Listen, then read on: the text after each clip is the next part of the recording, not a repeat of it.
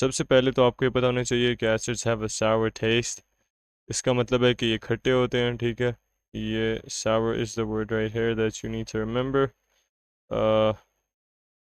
Acids have a sour taste, ठीक है। उसके बाद ये क्या होता है, जब आप इनको पानी में डिज़ोल्व करते हैं तो एक सोल्यूशन बनता है विच कंडक्ट्स इलेक्ट्रिसिटी, ठीक है। तो ये इसकी दूसरी प्रॉपर्टी है।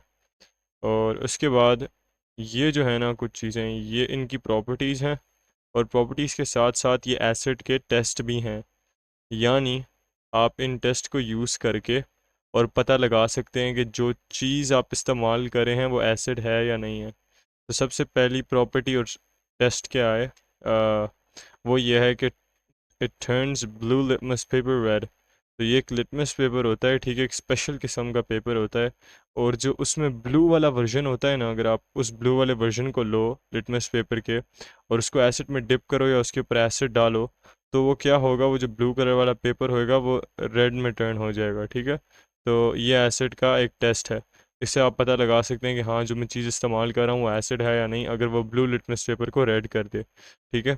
उसके बाद ये इक्वेशन रटा रटा मारने से इक्वेशन का कि मेटल्स और एसिड का जो रिएक्शन होता है वो सॉल्ट और हाइड्रोजन गैस देता है, ठीक है। अब ये टेस्ट कैसे है, ये टेस्ट ऐसे है कि आप जो है ना एसिड लें, एक टेस्ट ट्यूब में डाल दें एसिड, ठीक है। उसके बाद उस टेस्ट ट्यूब के अंदर मेटल पुट कर दें अपना।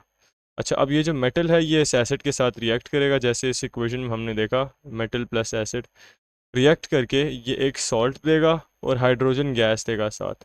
अच्छा, अब ये जो बबल्स नज़र आ रहे हैं ना आपको, ये बेसिकली हाइड्रोजन गैस के बबल्स हैं, जो ऑब्वियसली मेटल की सरफेस पे एसिड और मेटल का जो रिएक्शन हो रहा है तो वो हाइड्रोजन गैस प्रोड्यूस कर रहा है। वो हाइड्रोजन गैस के बबल्स जो हैं वो बेसिकली ऊपर की तरफ जा रहे हैं। अच्छा, अब टेस्ट क्या करने वाली चीज़ है, टेस्ट ये है, ये एक चीज़ है जो स्टिक है, इसको हम कहते हैं ग्लोइंग स्प्लिंट, ठीक है, इसको कहते हैं ग्लोइंग स्प्लिंट। आपने क्या करना है, आपने इस ग्लोइंग स्प्लिंट को इस टेस्ट ट्यूब के माउथ पे रखना है, ठीक है। और जैसे ही आप इसके माउथ पे रखेंगे तो ये जो बबल्स होंगे ना, इन बबल्स की वजह से क्या होगा कि ये जो ग्लोइंग स्प्लिंट है एक्सटिंग्विश हो जाएगा विद अ पॉप साउंड, ठीक है। एक पॉप की साउंड आएगी और ये एक्सटिंग्विश हो जाएगा। तो ये चीज़ आपने याद रखनी है। अच्छा, अब इसमें से पता कैसे चलेगा कि कोई चीज़ एसिड है, फर्स्ट करो आपके पास यहाँ पर एक लिक्विड है, ठीक है, और आपको पता लगाना है कि ये एसिड है भी सही या नहीं। तो आप क्या करो, उस लिक्विड को यहाँ पोर करो टेस्ट ट्यूब में और उसके अंदर फिर मेटल डाल दो। फिर जो गैस निकलेगी ना, अगर तो वो ग्लोइंग स्प्लेंट को एक्सटिंग्विश करी है विद अ पॉप साउंड, तो इसका मतलब है आपके पास जो चीज़ है वो एसिड है। तो ये क्या है, ये जो है ना ये बेसिकली एक टेस्ट भी है और एक प्रॉपर्टी भी है एसिड्स की, ठीक है।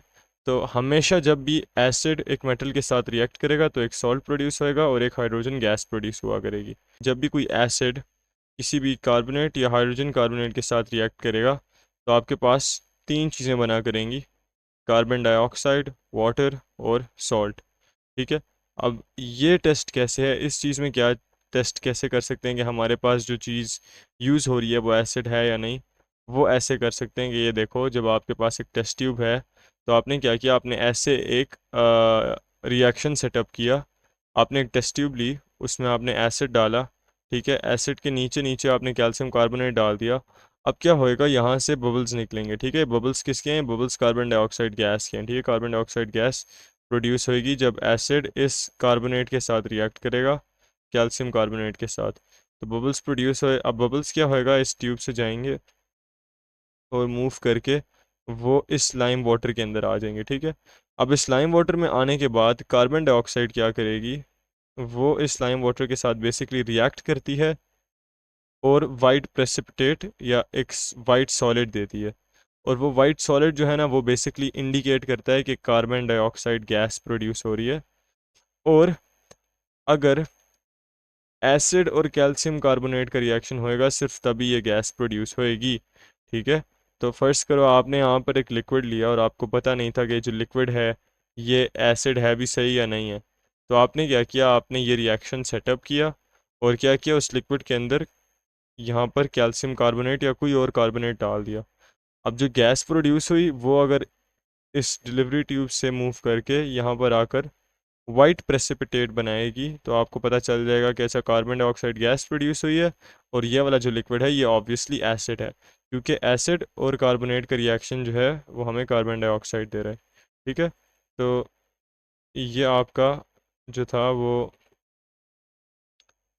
एक और टेस्ट भी हो गया और रिएक्शन भी हो गया, और लास्टली आपका जो है वो एक फाइनल इक्वेशन है जो आपको याद रखने की ज़रूरत है। और ये जो है आपने बेसिस की डेफिनेशन में भी पढ़ा था कि बेसिस होती ही वो चीज़ें हैं जो आपको सॉल्ट या वाटर दें एसिड के साथ रिएक्ट करने से। ठीक है, तो सिंपली ये आपको डेफिनेशन से याद हो जाएगा कि जो एसिड्स हैं वो जब बेसिस के साथ रिएक्ट करेंगे, और बेसिस क्या हैं, बेसिस हमने पढ़ा था कि यहाँ मेटल ऑक्साइड्स हैं या मेटल हाइड्रोक्साइड्स होंगे। तो जब बेस के साथ रिएक्ट करेंगे तो या सॉल्ट देंगे या वाटर देंगे।